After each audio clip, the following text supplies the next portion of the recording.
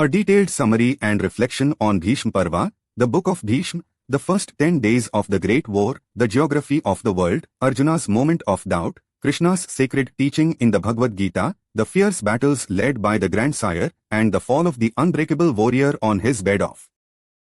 The Bhishma Parva contains 117 sections and 5,884 slokas. It covers the first 10 days of the Great War. It begins with the Jamvu-khanda Nirmana, describing the geography of the earth and the cosmos to Dhritarashtra. As the armies face each other, Arjuna is overcome with moral crisis at the prospect of killing his kinsmen. Krishna then delivers the Bhagavad Gita, instructing him on duty, the immortality of the soul, and the path of devotion. The battle commences with Bhishma proving invincible, slaughtering 10,000 warriors daily. The narrative describes fierce duels, the use of celestial weapons, and the fluctuating fortunes of the armies. On the 9th day, Bhishma's aggression is so intense that Krishna, breaking his vow not to fight, rushes at him with a chariot wheel, though he is stopped by Arjuna. Realizing Bhishma cannot be killed in normal combat, the Pandavas seek his own advice on how to defeat him. On the 10th day, placing Shikhandin in the front, Arjuna pierces the grandsire with innumerable arrows. Bhishma falls from his chariot but does not touch the ground, resting on a bed of arrows. He retains his life breath, waiting for the auspicious northern solstice to depart. Bhishma Parva is the sixth major book of the Mahabharat. It marks the start of the actual war after all the preparations in Udyoga Parva. This book covers the first 10 days of the battle at Kurukshetra, with Bhishma commanding the Kaurava army. The days are full of hard fighting, brave deeds, and heavy losses on both sides. Bhishma is at the center of everything. He is old but fights like a man in his prime. He leads the Kauravas with skill and terrifying power. The book shows how nearly impossible it is to stop him. It also holds the most sacred passage in the whole epic, the Bhagavad Gita, Krishna's teaching to Arjuna at the moment Arjuna's courage breaks. The book moves between action and deep thought, between the chaos of the battlefield and the stillness of Krishna's voice explaining the nature of the soul and the meaning of duty. The story picks up from where Udyoga Parva left off. Both armies stand at Kurukshetra, and the field is unlike anything anyone has seen. The Pandavas have 7 Akshohinis. The Kauravas have 11. That means millions of soldiers, war elephants, cavalry, and chariots assembled on one plain. Tents stretch beyond sight.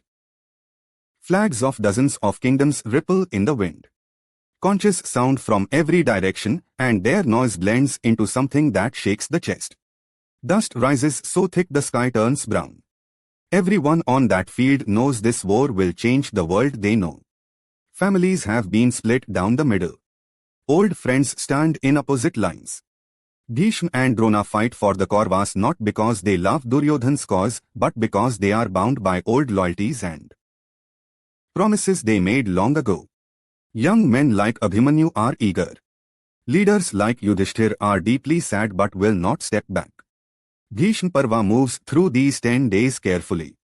It describes the formations each army uses, the crane shape, the lotus, the needle, the half moon, and how each side tries to break the other's order. It follows the great duels between individual warriors.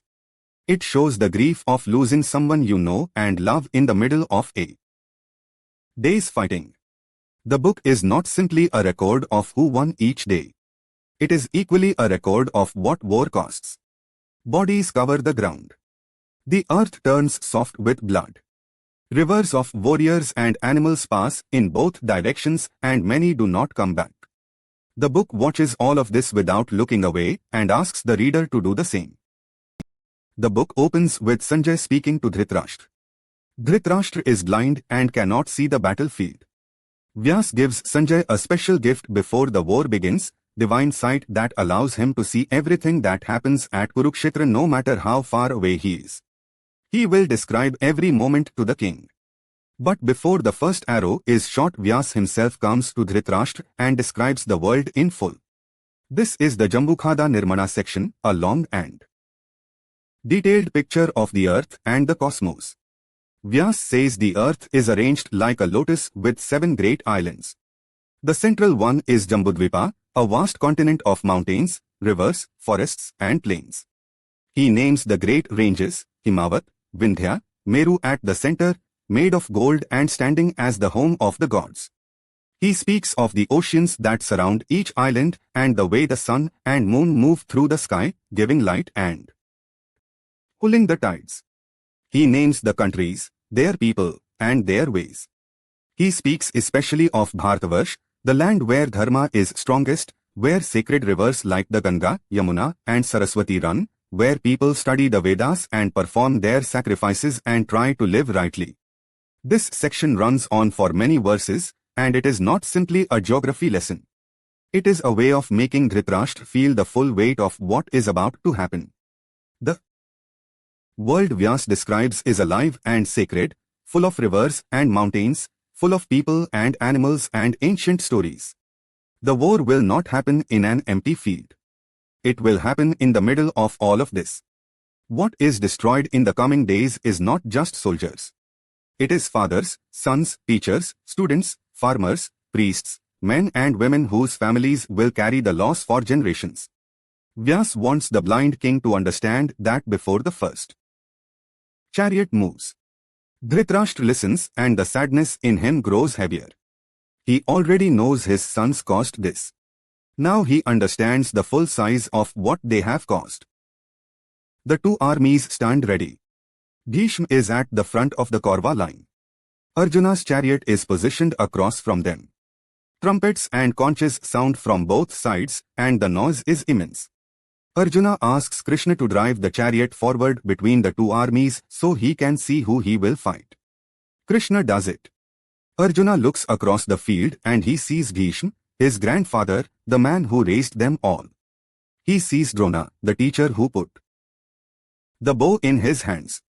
He sees uncles, cousins, friends he grew up with. His body stops working properly. His hands go weak and Gandiva slips from his fingers. His mouth dries out.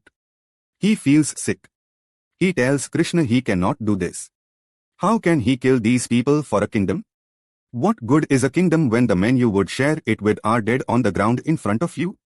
He says he would rather put down his weapons and let the Kauravas kill him than live with what he would have to do to win. He sits down in the chariot. He is finished. Krishna lets him finish. Then he speaks. What follows is the Bhagavad Gita, 700 verses across 18 chapters, and it is the most sacred teaching in the Mahabharat and one of the most important texts in all of human thought. Krishna speaks as a friend first, then as a teacher, then as something much larger than both. He begins with the nature of the soul. He says Arjuna's grief comes from a confusion about what is real. The soul does not die when the body dies. It is eternal, unchanging, older than birth and beyond death. Bodies are like clothing that the soul changes when they wear out. To grieve over the death of a body is to grieve over something that was always temporary. The soul of Bhishma, of Drona, of everyone on that field has always existed and will go on existing after the battle ends.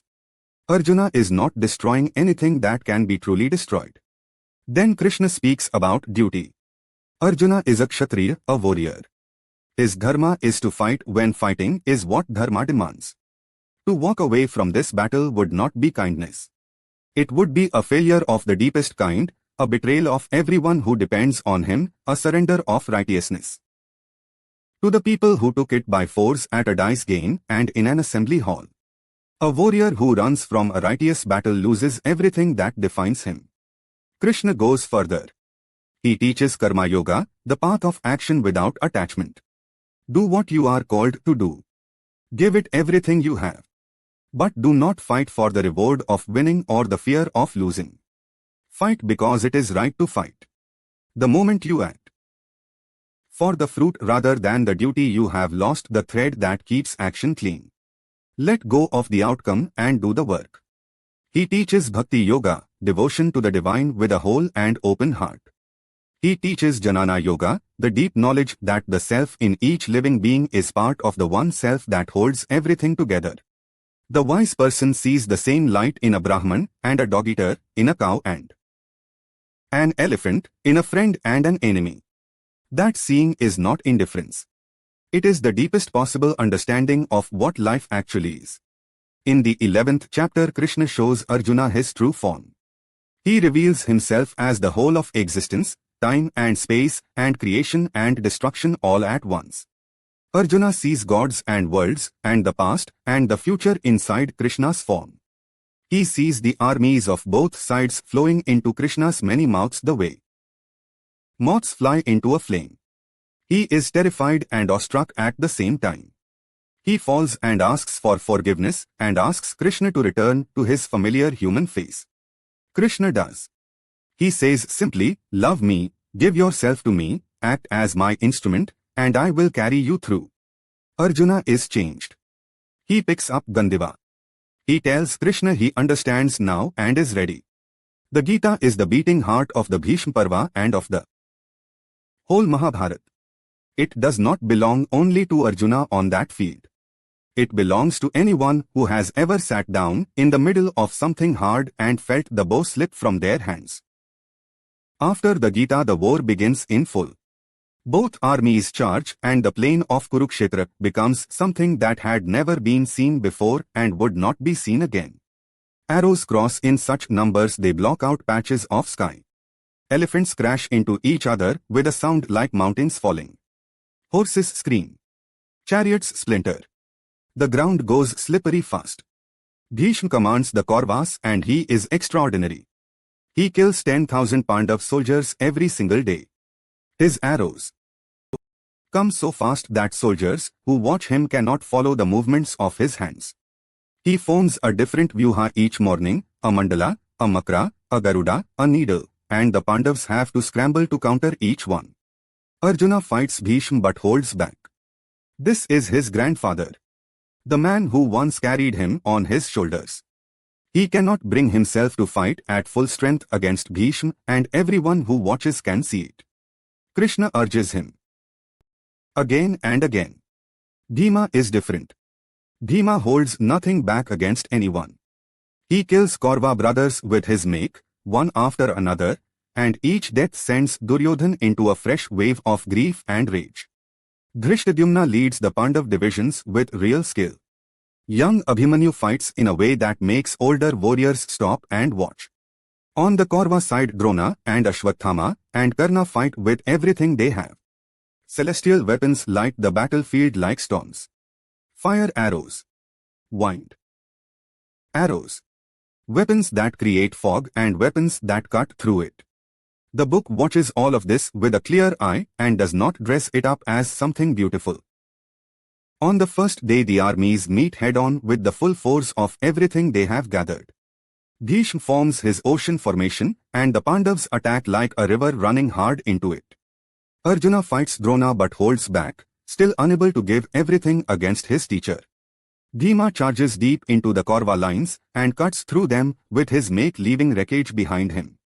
Young Abhimanyu defeats Lakshman, Duryodhan's own son, in a duel that draws attention from across the field. Uttara, Virata's son who drove Arjuna's chariot in the cattle raid not so long ago, fights with real bravery but dies from Shaly's spear before the day is over. His brother Sweta takes up the fight, wounds Bhishma, and forces the grandsire back before Bhishma recovers and kills him. By the time the sun goes down, the losses on both sides are heavy and the Pandavas have paid more than the Kauravas. Bhishma has shown the whole field what the next days are going to look like. The first day teaches something the war will keep proving. Starting with hope does not protect you from ending the day with grief. On the second day, Bhishma forms a makra vyuha shaped like a great crocodile. The Pandavas answer with a krocha vyuha shaped like a crane. Bhishma drives his attack directly at Yudhishthir's division, targeting the eldest Pandav himself. Arjuna comes across the field fast to defend his brother, and the two face each other in a duel that fills the surrounding sky with arrows. The exchange is fierce and equal for a stretch, but then Bhishma finds Arjuna's horses with his shafts and wounds them badly. Krishna pulls the chariot back quickly to protect the animals and buy time for the wounds to be treated. While this is happening, Bhima tears through the Kaurava elephant divisions and leaves them in disorder. Satyaki and Kritvarma find each other and fight a long separate duel. By nightfall, the Kauravas have pushed the Pandav lines back from the positions they held in the morning. Bhishma's strength shows no sign of finding its limit. The second day shows that even a warrior as gifted as Arjuna struggles when he is not fighting with his whole heart. On the third day, Bhishma forms a Garuda Vyuha shaped like an eagle with its wings spread. The Pandavas form a crescent moon to try to wrap around it. Arjuna breaks into the Kaurava lines and fights Drona and Ashwathama in the same extended stretch of fighting, holding his own against both. Bhima wounds Duryodhan in a direct encounter and Duryodhan has to pull back. But Bhishma rallies the Kaurava army and goes on a rampage through the Pandav lines. That kills thousands and undoes much of what Arjuna gained. The Pandavas lose ground they spent the day trying to hold. Krishna speaks to Arjuna with urgency that night. He says Arjuna must stop treating this battlefield as a place where he can afford to hold back. The third day teaches that war does not swing in one direction. It moves like a pendulum, and every time the Pandavas push it one way, Bhishma pushes it back. On the fourth day, Bhishma forms a Mandala Vyuha, a circle meant to be attacked from all sides without breaking. The Pandavas attack from multiple directions at once. Bhima goes into a rage and kills 8 of Duryodhan's brothers with his make in a single day's fighting.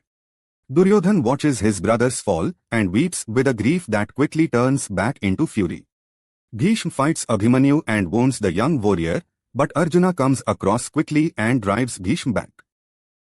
The duel between Arjuna and Bhishma that follows is long and technically extraordinary. Even in the middle of it, Bhishma praises Arjuna's skill aloud, which is a remarkable thing for a commander to do about the man trying to kill him. It tells you something essential about who Bhishma is. The day ends with heavier Kaurava losses than the days before, and the deaths of so many brothers add a new layer of personal hatred to what was already a bitter war.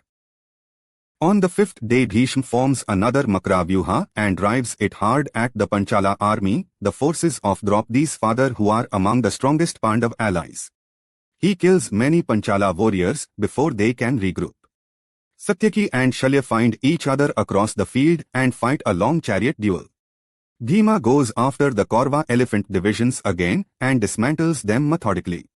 Arjuna fights Drona in a direct exchange that lasts much of the afternoon. Then Bhishma turns and finds Yudhishthir himself and wounds him. The Pandavas pull Yudhishthir back and the divisions around him begin to retreat. Night comes with the Pandavas falling back from their morning positions. The fifth day confirms what is becoming clearer with each passing sun: numbers matter in war, but one man of sufficient skill can change the balance of an entire day by himself. Bhishma is that man for the Kauravas, and the Pandavas have no answer for him yet. On the sixth day, Bhishma forms a Mandala Vyuha again. The Pandavas form a Makra in response, meeting the circle with a crocodile. The fighting on this day is more even than the days before it. Neither side breaks the other's line clearly. Arjuna fights and defeats Vikarna, one of the Kaurava brothers who once spoke up for Draupadi in the assembly hall, and the defeat of that particular man carries a sadness to it. Bhima continues his work against the elephant divisions. Dhritarashtra and Drona face each other directly and neither can finish the other. The day has many small duels spread across a wide field, none of them decisive, and night comes with both armies tired and roughly where they started the morning. The sixth day shows a different phase of war. Not the dramatic swing of a great warrior going on a rampage, but the slow and exhausting grind of two equally matched forces pressing against each other without either giving way. On the seventh day, Bhishma forms a half-moon Vyuha, the curved wings of it designed to envelop whatever presses into its center. The Pandavas form a thunderbolt shape to try to punch through the middle. Arjuna fights Ashwathama, Drona's son, in a duel that runs long and fierce. Bhima kills 10 more of Duryodhan's brothers on this day, continuing the grim count that is slowly reducing the 100 to a much smaller number. The most alarming moment of the day comes when Dhritarashtra pushes through to Drona himself and comes very close to killing the teacher. Bhishma sees what is happening and fights his way across to save Drona before Dhritarashtra can finish it. The Kauravas lose more men on the 7th day than they have on any previous day, and the loss of the brothers troubles Duryodhan more deeply each time it happens. The day also shows that even someone as accomplished as Drona can be in genuine danger. That no warrior on that field is truly beyond reach. On the 8th day Bhishma forms a lotus vyuha, its petals of soldiers layered to make breaking through the center as difficult as possible. The Pandavas attack hard from the opening. Arjuna's son Iravan comes forward on this day and fights with a boldness that draws attention. He is young and skilled and throws himself into the Kaurava lines without hesitation. The Rakshasa Alambusha is sent against him and kills him. Iravan's death is a personal blow to Arjuna and a reminder that this war does not spare the young. Bhima kills 17 more Kaurava brothers on the 8th day, and the weight of those losses visibly affects the Kaurava camp. When night comes, Ghatotkacha, Bhima's Rakshasa son, begins fighting in the darkness where his kind is strongest, and his presence frightens the Kaurava soldiers badly. The 8th day is one of the bloodiest so far, and the loss of Iravan gives it a particular grief that sits differently from the grief of losing a soldier. It is the grief of losing a child to a war that was not his to begin. On the 9th day Bhishma fights at a level beyond anything seen across the previous 8. He is everywhere on the Kaurava side, pushing, driving, killing, rallying. He wounds Arjuna badly and pushes the entire Pandav front back. The Pandav army begins to come apart in places. Krishna watches from the chariot seat and something breaks in him. He made a promise before the war began not to take up weapons. He has kept that promise through 8 long days of watching Arjuna struggle and friends die. On the 9th day the promise and the friendship pull against each other, and the friendship is stronger. He jumps down from the chariot. He picks up a broken chariot wheel lying on the ground. He runs at Bhishma with it raised above his head. His face is something none of the soldiers on either side have ever seen, and no one who sees it will forget it. Bhishma watches him come and puts down his own bow. He says clearly that he is ready to die by Krishna's hand, and that there would be no greater honor. The armies on both sides go completely still. Arjuna runs after Krishna and catches him. He holds him and promises to fight with everything he has from this moment forward, no more holding back, no more grief softening his arrows when Bhishma is in front of him. He will fight as a warrior is supposed to fight. Krishna stops. He looks at Arjuna for a moment. Then he goes back to the chariot. The armies breathe again. This moment is one of the most human in the whole book. Krishna is God. He also loves Arjuna with the fierce loyalty of someone who would break any promise for a true friend. Those two things are both completely real, and on the 9th day one of them pulls harder. Bhishma's response says everything about him. He does not raise his bow again to take the advantage the moment offered. He stands and says he would have died happy. That is who Bhishma is through all of this. That night the Pandavas cross the lines and go to Bhishma in his tent.